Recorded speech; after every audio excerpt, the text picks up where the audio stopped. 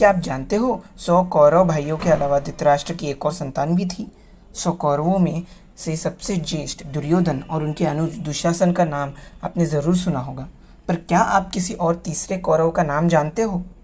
Welcome to the saga. मैं आपका host और दोस्त, जानिए मेरे साथ the lesser known characters of Mahabharat part 1।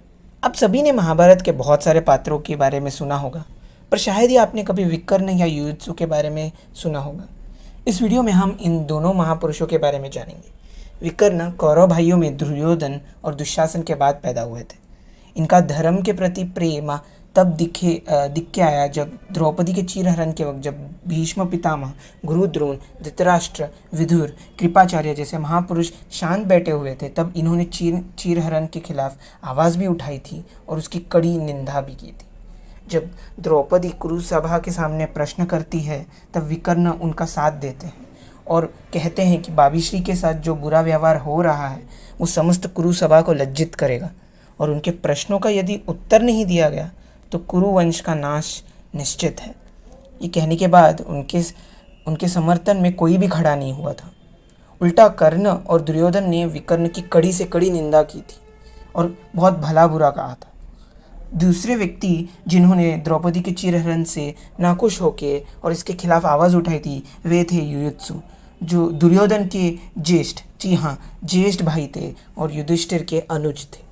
वे धृतराष्ट्र और एक वैश्य दासी के पुत्र थे। वे अकेले धृतराष्ट्र पुत्र थे जो महाभारत युद्ध के समाप्त होने के बाद भी जिंदा रहे, और उन्होंने ही धृतराष्ट्र के कर्म क्रिया की थी। इस सब के बाद भी विकर्ण और युयुत्सु दुर्योधन के साथ ही युद्ध में खड़े होने का निश्चय करते हैं, परंतु आखिरी समय पे जब युधिष्ठिर बोलते हैं कि उनके पक्ष में अगर धर्म दिखता है तो कोई भी योद्धा कौरव आर्मी से उनके तरफ आ सकता है, तब युयुत्सु आखिरी समय पे ये निश्चित करते हैं कि वो युधिष्ठिर के पक्ष में ही युद्ध करेंगे। दुर्योधन ये देख के बहुत ही नाराज़ होता है और कहता है कि सौतेले भाई ने अपना असली स्वरूप दिखाया और वो उसे धोखा दे रहे हैं। युयुत्सु को आप ऐसे देख सकते हो जैसे वो रामायण में जैसे विभीषण थे उसके समान, क्योंकि विभीषण भी रावण को त्याग के श्री राम के पास जाते हैं। ऐसे ही युयुत्सु भी धर्म के लिए दुर्योधन का त्याग करके युधिष्ठिर के साथ चले जाते हैं। वही आप विकर्ण को ऐसे देख सकते हैं जैसे वो रामायण के कुंभकर्ण के जैसे हो, जो अपने भाई रावण के साथ ही खड़े रहते हैं। उनके लाख बुराइयों के बावजूद विकर्ण ये निश्चित करते हैं कि दुर्योधन के साथ ही वे युद्ध करेंगे। आप इसी बात से अंदाज़ा लगा सकते हो कि भीष्म उन्हें one of the greatest warriors of Kaurava सेना मानते थे।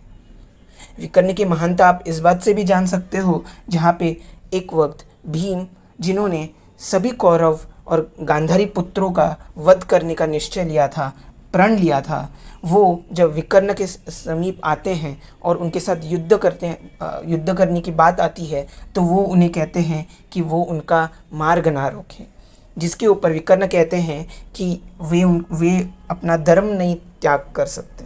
जिसके पश्चात भीम उन्हें याद दिलाते हैं कि कैसे विकर्ण ने द्रौपदी का पक्ष आगे किया था और दुर्योधन और कुरुसभा की निंदा की थी, बट उसके खिलाफ विकर्ण कहते हैं कि तब वो मेरा धर्म था और अब ये मेरा धर्म है।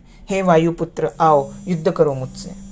भीम विकर्ण को मारने के पश्चात अत्यंत दुखी होते हैं और ऐसा कहा जाता है कि उनके आंखों में आंसू तक आए थे। अगर आपको ये वीडियो अच्छा लगा तो इस वीडियो को ज़रूर लाइक कीजिएगा और बताइएगा आपको ऐसे और महाभारत के पात्रों के बारे में जानने का रुचि है या नहीं। अगर मेरे तरफ से कुछ मिस हो गया इन दोनों महापुरुषों के रिलेटेड तो कमेंट करके ज़रूर बताइए, और ये भी बताइए कि आपको ये वीडियो कैसा लगा। अगर आपको ऐसे और वीडियोस देखने हैं तो ज़रूर सब्सक्राइब कीजिए मेरे चैनल द सागा को। पीस।